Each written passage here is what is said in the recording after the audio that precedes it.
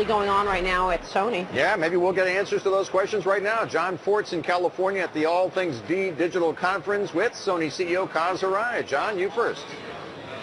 Yeah, thanks, Kaz. Thanks for sitting down with us exclusively. Let's get right into it. This proposal, it is correct to just spin off part of the entertainment business. Two-part question. One, it's Sony CEO Kaz Hirai. John, you first. Yeah, thanks, Kaz. Thanks for sitting down with us exclusively. Let's get right into it. This proposal, it is correct to just spin off part of the entertainment business. Two-part question. One, would you even consider spinning off all of it? And then two, what's your process right now for handling this proposal? How are you deciding the merits of it? And at what stage are we in terms of gathering advisors, talking to members of the board? So two parts. First, would you consider spinning all of it off? And two, where are we? Well, let's first start out by looking at the facts. The proposal is that we look to spin off about 15 to 20% of our entertainment assets. And the process really is, as was described earlier, a discussion that needs to happen really at the board level of the organization. And we want to make sure that we have a thorough discussion of the merits of the proposal before we come to any conclusion. So it's a little premature at this point in time to speculate one way or the other, but it's most important that, again, the board really takes a look at this, with the proposal very seriously. Just to put a finer point on it, in terms of gathering advisors, you yourself educating yourself about the pros and cons of this, where are you? Who are you talking to, figuring out where you stand on this? Well, we obviously want to make sure that we look at outside advisors, if you will, to be able to assist us in objectively reviewing the proposal, and to make sure that we get advice on all aspects of the proposal. I know they got some questions back in New York, guys. Mr. Hirai, let me ask you, Maria Bartiromo here. In terms of the split up, do you think investors would be interested in the company without the entertainment division? In other words, as you see it, how would the breakup look? We've been talking earlier about how successful, for example, the insurance business would be. Talk to us about how you would envision the two separate companies looking like. Well, I think that if you look at the value of the entertainment properties for Sony, it's been a great contributor to the bottom line of the group numbers for us. We definitely want to make sure that we are able to continue a very successful business in the entertainment space. And that, to me, is first and foremost the most important priority, and that that we continue to be able to work with the entertainment properties so that they can provide a lot of great content to really support our electronics business, and that's a combination that other electronics manufacturers do not have. I mean, we were just looking at the numbers there. For the past decade, electronics has lost an aggregate of $8.5 billion, Kaz. I mean, that's become such a commoditized business. Is it so broken that you can't turn it around? Why not just let that go and go with where the strengths are in Sony? I've been the CEO for Sony now for about a year, and I visited a lot of different parts of the organization, both on the electronics side as well as on the entertainment side, certainly financial services. And my conclusion, based on all the time that I spent in the field, is that given the proper focus, given the proper strategic prioritization of where we need to be in the business, and really focus on executing these priorities, that we can in fact turn the TV business around, or the electronics business around. A great example is the TV business, where as we had committed 2 years ago, we have halved our losses last fiscal year, and we're on our way, actually ahead of plan, in turning that business around. So again, it's a matter of focus and it's a matter of execution.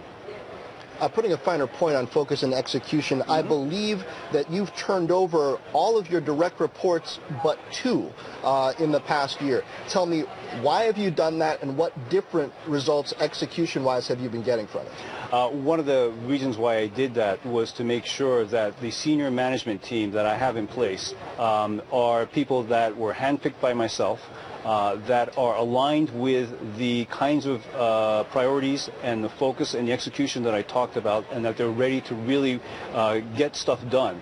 I think that team that we have in place has really been able to execute on that. And you can see that the company is now on the electronics side really headed in the right direction. We are minimizing our losses, and we have some great products that really resonate with our consumers around the world. For example, latest example being the Xperia Z smartphone, which is getting rave reviews from everybody, and something that we're bringing. As a matter of fact, I have it right here. This is something that we will be bringing to the U.S. market very shortly as well. 6 weeks consecutively #1 in Japan, for example. So, that's the kind of focus that we devote to our products and make sure that we are really executing to bring those products. You mentioned products, so I want to jump in with a question here on the PS4 going up against Xbox One this holiday season. That's a big deal for the holidays for consumer electronics in general. How are you going to be able to position that to be a better gaming experience than the Xbox One and get ahead of them, features-wise? Well, I think that with any PlayStation platform launch, and certainly with PlayStation 4, we want to make sure that we have the best and compelling games that we bring to our consumers and fans through both our first-party studio products as well as from our third-party partners. And that obviously, in this generation of software and hardware is going to include a lot of social aspects, a lot of network aspects as well. But I think we've been synonymous with bringing compelling gaming experience to customers around the world, and PS4 is no exception. Mr. Hirai, we've been watching what's been going on in Japan, of course, and the new policies coming out of the Prime Minister Abe's office there. Can you characterize what you're seeing in Japan right now? Of course, overnight, a little more nervousness with that 5% sell-off. How would you characterize the economic landscape there? Do you think those policies are going to work? I think that it's a little too early to tell at this point, and I think the Abe administration and the government is really they're saying the right things. They are really pushing the right agendas, and I think it's just a matter of making sure that they really stick to their policies and give the opportunity for the policies to really take hold. And make sure that some of the things that they've been saying really turns into a real opportunity and real growth opportunity for Japanese industry. And I think there it's a factor of time that we really need to make sure that we consider. So it's not going to be an overnight change, but I think we're heading in the right direction. And what kind of an impact have you seen at Sony as a result of the movement in the Japanese yen? Well, at Sony, interestingly enough, versus the U.S. dollar, we actually is at a disadvantage as we have a weaker yen.